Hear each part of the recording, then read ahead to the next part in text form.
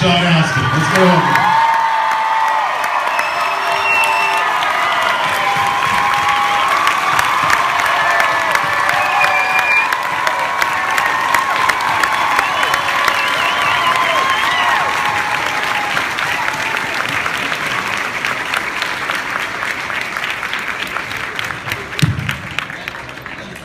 And Elijah Wood. And Elijah Wood!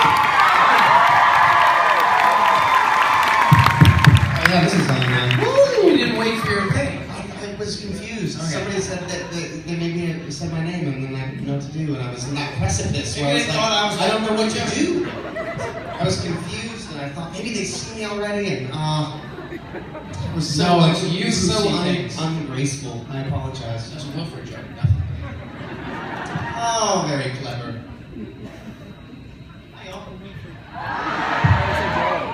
Texas. Dallas, Texas. It's a good-looking crowd right there. I'm not gonna lie. Well, raise your hand if you're wearing something that you probably wouldn't wear to the doctor's office. No, I meant Doctor Who. Thank you very much. Oh my God. Let's go back to the beginning for a second. When you guys first met one another, when you were going to start working on Lord of the Rings, can you talk about what that experience was like, meeting one another, and was there an instant camaraderie? Did it take a little bit of time to get used to each other at that point? I'll never forget the first day I met him. It was at a hotel in Los Angeles, and yeah, Sofitel. And he was coming downstairs from having had a wig fitting. And I was going up to have a wig fitting. And we ran into each other. It was the first moment we met. And of course, I knew who he was. And I was like, oh my God. And we went up to each other and we gave each other a hug. That was how we introduced each other. It was like this thing we already knew, we already It wasn't knew. a little hug either. It was a Sam and Frodo at the top of the volcano hug. Totally. We met with a hug. That's how it happened. Oh no. I remember. It was downhill from there.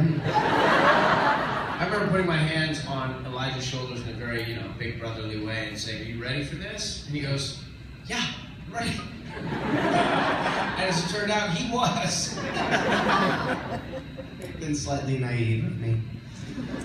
Well, it also begs the question, obviously that was a huge undertaking, not only doing 3 movies, but doing 3 movies that took as long to make as those 3 movies did.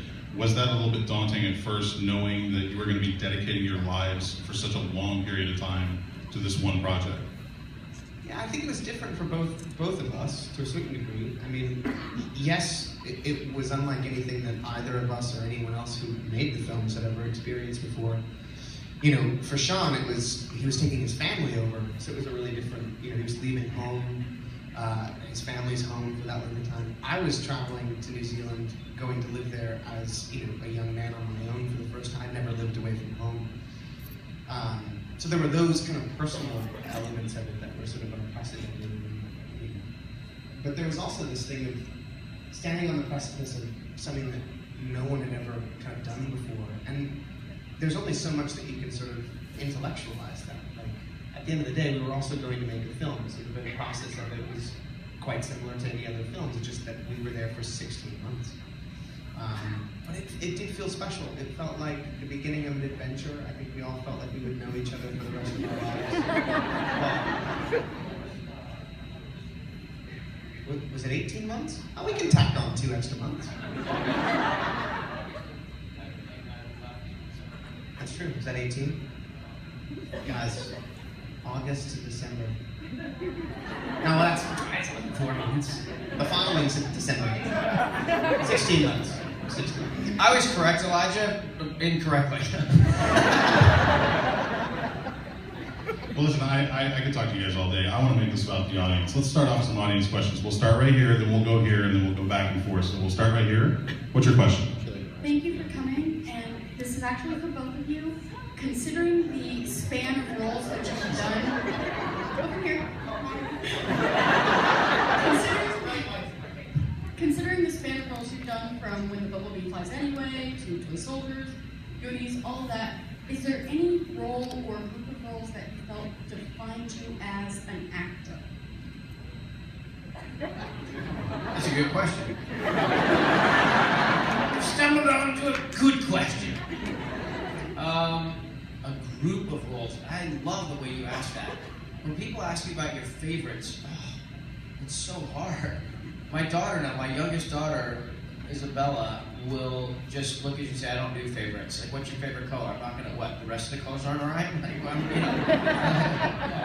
She didn't like favorites. What's your favorite animal? Her head explodes. She's like, I love every animal. Favorites are hard. I mean, but it's somehow, why is it adults always, why do we do that to kids? What's your favorite thing? That's a lot of pressure to put on a kid. And they want to tell the truth, they want to be honest. It's like a kid has a hard time, you know. Anyhow, for me, a group of roles, it's a great question as an actor. Goonies, Rudy, and Lord of the Rings are the 3 movies that I'm most popularly known for. That and 51st Date.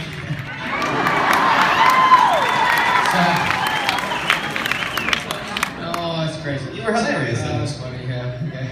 So, but you know, a movie like Where the Date Takes You, which was a movie where I was 18 or 19, playing a homeless drug addict in a movie with a really great cast: Rooney, Laura Flynn Boyle, Balthazar Getty, Will Smith's first movie, I think, Ricky Lake before a TV show.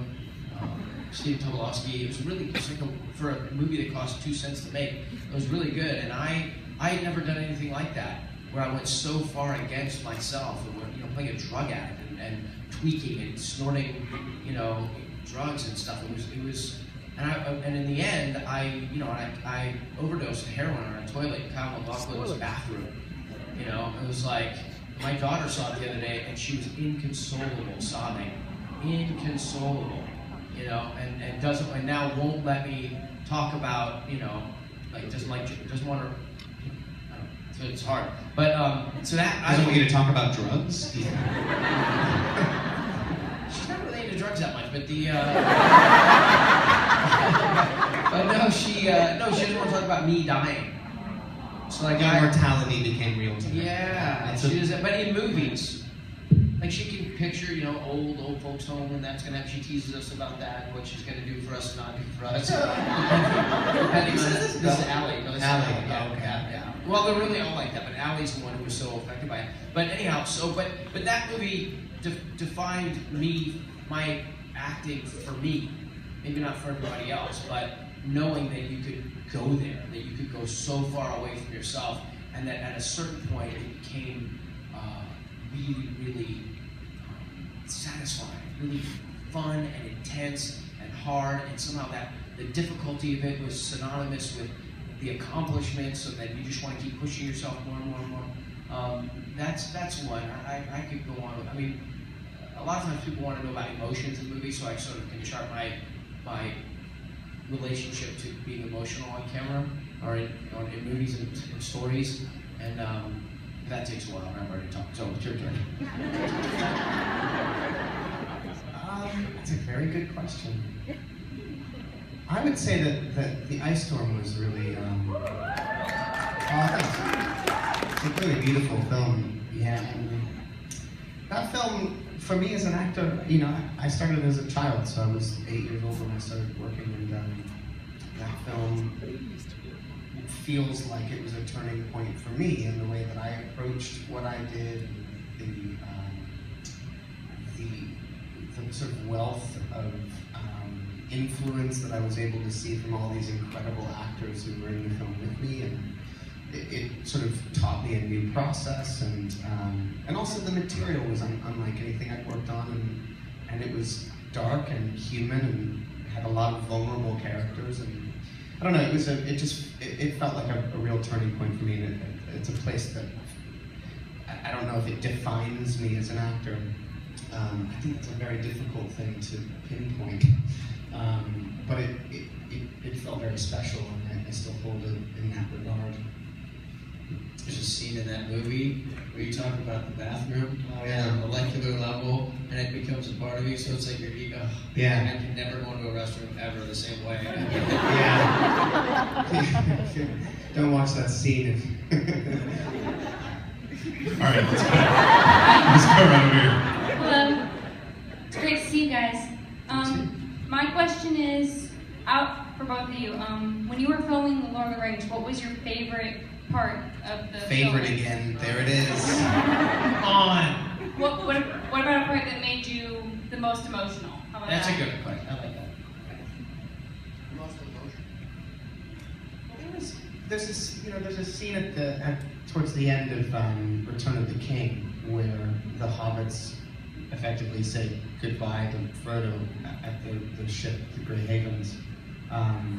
It's kind of the end of the movie for these characters, and Frodo's going away to some kind of interpretation of heaven, one assumes. So that was really emotional. I just remember it feeling.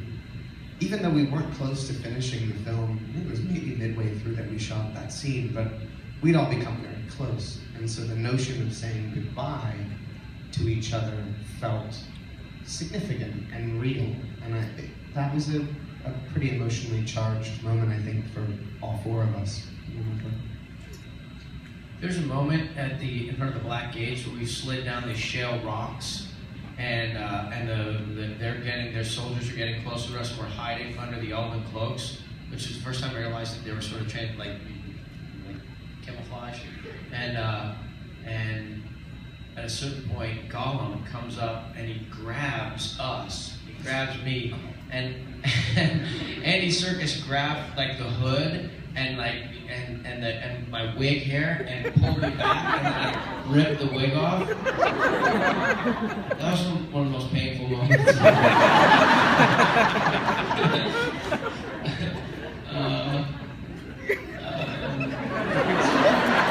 You're getting emotional just thinking about it. I'll never forget, when we were actually coming to the end and filming those scenes. One of the last things that I shot was sitting at Bilbo's desk, finishing the volume and leaving it open for Sam to finish, which was really, it paralleled what we were all experiencing. We were literally filming the end of Frodo's time. Oh man, that was hard to get through.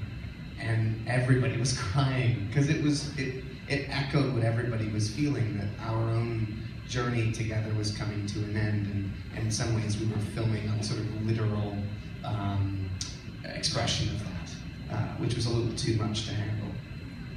For me, the most emotional scenes. You asked the question about it's a personal question, not about seeing what other people are going through. Like what's my most emotional experience.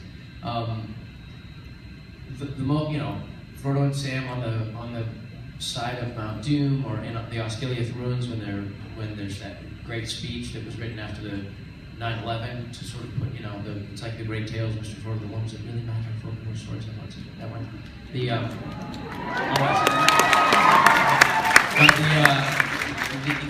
Those all, or saying goodbyes to Frodo at the Grey Havens, or my daughter Allie, who played Eleanor, running up to the thing. All of these moments that are filled with emotion, to me, were the most satisfying. They were the most satisfying because I felt like it was what was supposed to be happening. That level of emotional kind of outpouring was equal to the moment of what everybody. So I think it's kind of another way of saying what Elijah was saying. But the hardest moments for me were quiet moments away from everything. When it was really hard. It's not hard like digging a ditch hard, but it was hard. I mean, it was, you're in these feet, you can't move for 12 hours. I mean, that's fine, it's great, you have feet on, but every day for 16 months, it's hard. It's hard having the wig and the glue and the thing and the whatever, and I kept getting hurt, and I was fat, and I wanted to go for runs, and I couldn't run because I was fat, and being fat sucks after a while, so not fun anymore. And there was one moment I was in the makeup bus all by ourselves. We all had these like 18-wheel trucks that were emptied out in stations, and it would make up, mirrors and everything else. And I was in there, the lights were out, I was all by myself, and I was looking at it, and I had a panic attack. I had like a full-blown, hardcore, thought I was having a heart attack, panic attack, and I was looking at myself in the mirror, and I'm a second-generation actor, and my mother, Patty Duke, You know, she taught me certain things when I was a kid. You know, you hit your mark, you say your line, you're better off camera than you are on camera.